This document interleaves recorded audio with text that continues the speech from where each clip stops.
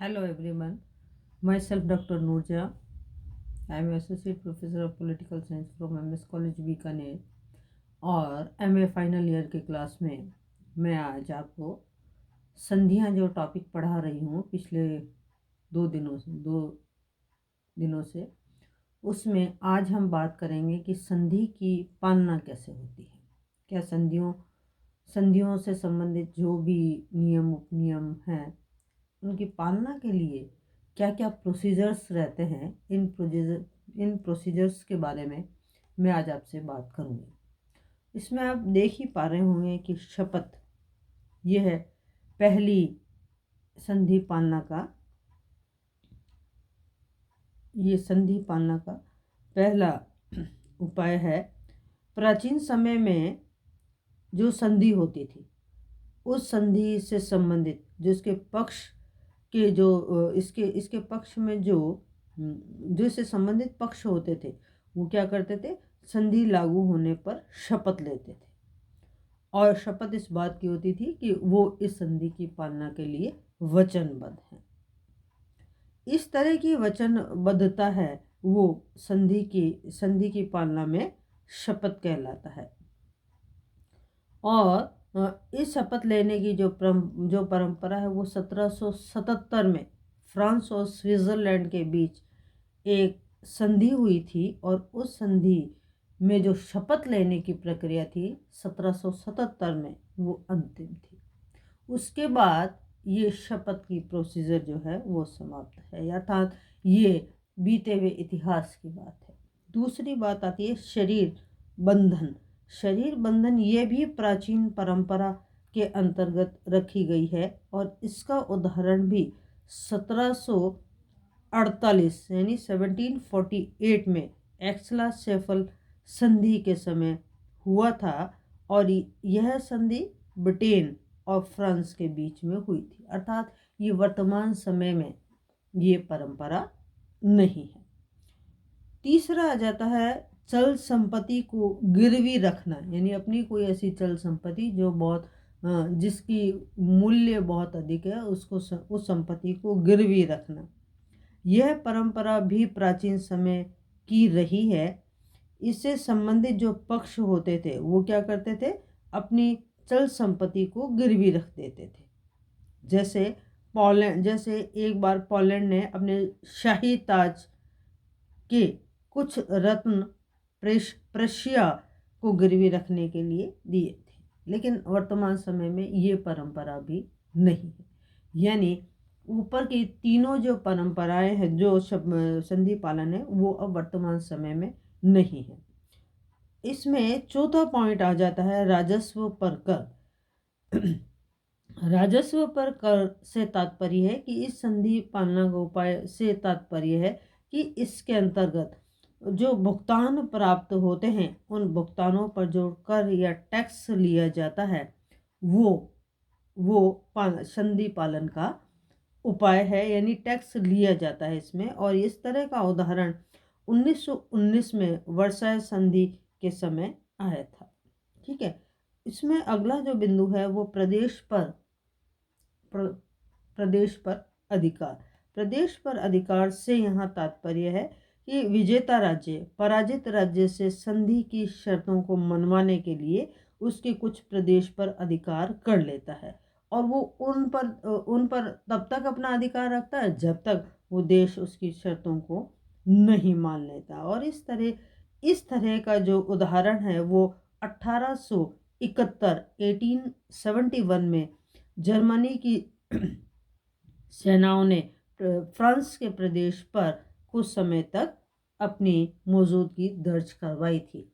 अतः किसी विजेता जो राज्य है वो पराजित राज्य के क्षेत्राधिकार में उसके कुछ क्षेत्र पर कब्जा कर लेता है और वो उस संधि की शर्तों को मनवाने का प्रयास करता है। तो ये कहलाता है प्रदेश पर अधिकार। अगली बात आ जाती है गारंटी से यहाँ तात्पर्य है कि किसी भी संधि से प्रत्यक्ष प्रभावित न होने वाले दूसरे राज्य उस संधि की गारंटी लेते हैं। यानी दो पक्ष हैं, एक विजेता और एक पराजित। इसके अलावा तीसरा देश उनके मध्य जो संधि है उस संधि की गारंटी लेने का कार्य करता है। तो ये भी एक संधि पालन का आधार है। अगली बात जो है वो है आर्थिक और सैनिक दबाव। संधि को लागू करने के लिए अंतर्राष्ट्रीय प्रयासों में अक्सर इस प्रयास को काम में लिया जाता है। यानी जो संधि करता राज्य है, अगर वो संधि को तोड़ता है या उसके कुछ नियमों का उल्लंघन करता है तो उस पर सैनिक कार्यवाही की जाती है या उस पर आर्थिक दंड लगा दिए जाते हैं। इस तरह की जो कार्यवाही है वो अक्सर मादक वस्तुओं की मादक दवाइयों की तस्करी है या किसी अन्य प्रकार की तस्करी है, वो इससे संबंधित मामलों में इसे लिया जाता है। अब अगला जो पॉइंट है वो है संधि के चरण। यानी हमें ये देखता है कि दो देशों के मध्य संधि हो गई है और ये संधि की पालना हो गई है, लेकिन अगर हम इसका सूक्ष्मता से अध्ययन करें तो हमें पता चलेगा कि क्या इतनी लंबी प्रक्रिया इसमें होती है। देखो 8 बिंदु आपको इसके अंतर्गत नजर आ रहे हैं। इसमें पहला बिंदु है प्रतिनिधियों की नियुक्ति। प्रतिनिधियों की नियुक्ति से तात्पर्य है कि जब कोई संधि होती है तो संबंधित देश क्या करते हैं, संबंधित देश वार्तालाप के माध्यम से प्रतिनिधियों को चुनने का, नियुक्त करने का काम करते हैं। और प्रतिनिधियों को नियुक्त करते समय वो उन्हें प्रमाण पत्र देते हैं और प्रमाण पत्र के माध्यम से वो दूसरे देश में जाने का अधिकार रखता है। यानी फर्स्ट ऑफ ऑल कोई संधि संपन्न हो रही है, इसके लिए प्रतिनिधियों की नियुक्ति इसका पहला चरण है। इसका दूसरा चरण होगा कि संधिकर्ता राज्यों के प्रतिनिधियों के बीच वार्ताएं होती हैं। और यह वार्ताएं कितने पक्ष की होंगी, ये सम्मेलन कहाँ बुलाए जाएंगे, सम्मेलन में कौन कौन पार्टिसिपेट करेगा, ये संधि वार्ताएं कहलाती हैं। ठीक है। तीसरा बिंदु आ जाता है, इसमें तीसरा चरण आएगा, वो है हस्ताक्षर या सिग्नेचर। अर्थात संधि का यह तीसरा चरण ये है कि जब संधि का प्रारूप अंतिम रूप से तैयार हो जाएगा तो संधिकर्ता जो राज्य हैं वो उस पर हस्ताक्षर करने का कार्य करेंगे। और हस्ताक्षर करने का जो कार्य है वो एक दूसरे की उपस्थिति में किया जाता है। और नियमानुसार प्रतिनिधियों के जो हस्ताक्षर होते हैं उस हस्ताक्षर में वो एक दूसरे के साक्षी बनते हैं। यानी इसमें चौथा हमारा जो तीसरा पॉइंट है वो है, तीसरा पॉइंट हस्ताक्षर का है। चौथा बिंदु जो आ जाता है वो है अनुसमर्थन का। अर्थात जो संधि संपन्न हो चुकी है, हस्ताक्षर हो चुके हैं, उसके बाद उसे प्रतिनिधियों के अनुसमर्थन के लिए यानी जितने भी देश के प्रतिनिधि उसमें सम्मिलित हुए हैं वो सम्मिलित प्रतिनिधि उस संधि को अपनी अपनी सरकार के पास भेजते हैं। और विभिन्न देशों की सरकारें इसकी औचित्यता की जांच करती हैं। औचित्यता की जांच इन द सेंस कि उनकी संप्रभुता को खतरा नहीं है, उनके राष्ट्रहित को सर्वोपरि माना गया है, उन पर किसी प्रकार का कोई अन्य दबाव नहीं है। इसके अलावा और भी बातें अनुसमर्थन में आ जाएंगी। तो अगर राज्यों की सरकार, जितने भी राज्य के प्रतिनिधि उसमें सम्मिलित हुए हैं और उस संधि की औचित्यता की जांच के बाद में अगर वो उसे स्वीकार कर लेते हैं तो अनुसमर्थन मिल जाता है। और अगर स्वीकार न हो तो उसे अनुसमर्थन की अस्वीकृति हो जाती है और वो संबंधित देश जो खुश नहीं है वो उस संधि से अलग हो जाते हैं। सामान्यतः इस तरह के जो विवाद हैं वो अपने राष्ट्रीय हित और संप्रभुता के संबंध में आते हैं। तो अगर समर्थन मिला है तो ही संधि की शर्तों में वो लागू, अन्यथा नहीं।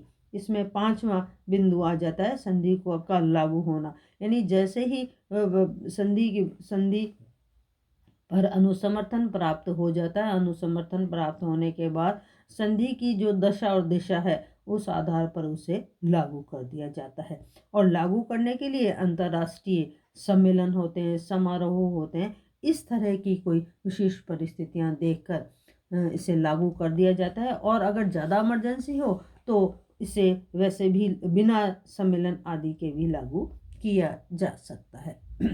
इसके बाद देखो नेक्स्ट पॉइंट, छठा पॉइंट होता है वो है सहमिलन। सहमिलन से यहाँ तात्पर्य है कि जब संधि की सारी कार्यवाही पूर्ण हो जाएं तो संधि की शर्तों को लागू करने के लिए सहमिलन की क्रिया की जाती है। इससे संबंधित राज्य कुछ शर्तों को स्वीकार करते हैं और संबंधित क्रिया को लागू करते हैं, जो कि सहमिलन कहलाता है। उसके बाद क्रियान्विति यानी उसका जो संधि की गई है उसका इम्प्लीमेशन हो जाता है। और इम्प्लीमेशन के लिए इसकी क्रियात्मक जो प्रक्रिया है उसे स्थापित किया जाता है और ये बताया जाता है कि इस संधि के अंतर्गत कौन कौन सी बातों को लिया गया है, या वो राष्ट्रों ने अपने राष्ट्रीय कानून के अंतर्गत इसे किन किन औचित्यता के आधार पर इसे स्वीकृति सहमति प्रदान की है, ये क्रियान्विति कहलाती है। इसके अंतर्गत लास्ट आ जाता है पंजीकरण और प्रकाशन। यानी इन संधियों की सारी कार्यवाही पूर्ण होने के बाद में इसका रजिस्ट्रेशन करवाया जाता है और रजिस्ट्रेशन के बाद इसका प्रकाशन कर दिया जाता है। यह संधि की 8 प्रक्रियाएं थी। यानी संधि के चरण में प्रतिनिधियों की नियुक्ति होती है, संधि वार्ताएं होती हैं, फिर हस्ताक्षर होते हैं, फिर राज्यों की सरकारों से अनुसमर्थन लिया जाता है। अनुसमर्थन प्राप्त हो तो वो संधि लागू होती है और अस्वीकृत हो तो वो देश जो अस्वीकृति देता है वो संधि की शर्तों से बाहर होता है। फिर संधि को लागू कर दिया जाता है, सहमिलन की प्रक्रिया होती है, क्रियान्विति होती है और अंत में पंजीकरण और प्रकाशन कर दिया जाता है। ये सारी जो स्थितियां हैं वो संधि के चरणों के अंतर्गत मानी जाती हैं। उसके बाद ये है कि जो भी संधि की जो चरण है उसके बाद पॉइंट आता है कि संधियों की व्याख्या। हम कभी सोचते भी नहीं है कि क्या कोई संधि होती है तो उसे इतनी प्रक्रियाओं से निकलना पड़ता है। तो देखो कि जो संधियां होती हैं उसका अंतर्राष्ट्रीय स्तर पर उसका व्याख्यीकरण भी होता है और व्याख्यीकरण के अंतर्गत इसमें पहला आता है व्याकरणीय व्याख्या करना। यानी हम ये बात जानते हैं कि हर एक देश की अपनी भाषा होती है और उस भाषा के अंतर्गत वो की गई संधियों की व्याख्या का काम होता है। अगर इसके अंतर्गत उनको ये लगता है कि ये व्याख्या के लिए ये सही शब्दों का या तर्कपूर्ण शब्दों का उपयोग नहीं हुआ है तो उसमें ये परिवर्तन की गुंजाइशें रहती हैं। दूसरा आ जाता है विवेकशीलता। विवेकशीलता से यहाँ तात्पर्य है कि कभी कभी उन शब्दों को संधि से बाहर निकाल दिया जाता है जिसका प्रयोग बार बार होता है। ठीक है, ये कार्य विवेकशीलता की स्थिति को दर्शाता है। तीसरा आ जाता है उद्देश्य तथा संदर्भ। संधि के उद्देश्य तथा संदर्भ से तात्पर्य है इसका संधि की व्याख्या करने का जो मुख्य उद्देश्य है वो उसकी रचना के समय राज्यों से उस संधि को किए जाने का वास्तविक अर्थ पता लगाना है। यानी वो संधियां किस परिस्थिति में की गई, किस के मध्य की गई और इसमें कौन कौन सी बातों को सम्मिलित किया गया था। इन स्थितियों को मद्देनजर रखते हुए यानी संधि का उद्देश्य क्या था और उसमें रेफरेंसेस क्या थे उनकी व्याख्या करने का यहाँ प्रयास किया जाता है। इसी के अंतर्गत जो चौथा बिंदु आ जाता है वह है निश्चितता। संधि की शर्तें स्पष्ट और तथा निश्चित होने पर बाध्य विषयों की सहायता लेने की आवश्यकता नहीं होती तथा संधि मान्य समझी जाती है। यानी संधि की जो शर्तें हैं वो स्पष्ट और निश्चित होनी चाहिए। इसमें बाध्यता जैसे विषयों की सहायता नहीं ली जानी चाहिए, ऐसा उसकी व्याख्या करते समय कहा जाता है। इसमें पांचवा बिंदु है तकनीकी अर्थ से यहाँ तात्पर्य है कि इसमें जिन शब्दों का इस्तेमाल किया गया है उन शब्दों का साधारण भाषा में सामान्य अर्थ होना चाहिए। अगर तकनीकी शब्द क्लिष्ट हैं, उनका अलग अलग तरह से उसका अर्थ निकलता है तो उसका सरलीकरण किया जाता है, यानी उसमें तकनीकी शब्दों के स्थान पर उसे सामान्य करने का प्रयास किया जाता है। फिर है उदार व्याख्या। उदार व्याख्या से तात्पर्य कि अंतर्राष्ट्रीय न्यायालय में ये कहा गया है कि यदि एक संधि की दो व्याख्याएं भली प्रकार से हो सकती हैं तो एक व्याख्या संधि के अधिकार को नियंत्रित करती है और अधिक उदारता की गई व्याख्या को स्वीकार किया जाता है। यानी व्याख्या जितनी उदार होगी, जितनी सरल होगी, जितनी सुगम होगी, उसे उस रूप में समर्थन मिलता है। स्थानीय भाषा का प्रयोग यानी संधि को लागू करते समय जिस देश में लागू की जा रही है उसमें उसकी स्थानीय भाषा का प्रयोग उचित माना जाना चाहिए।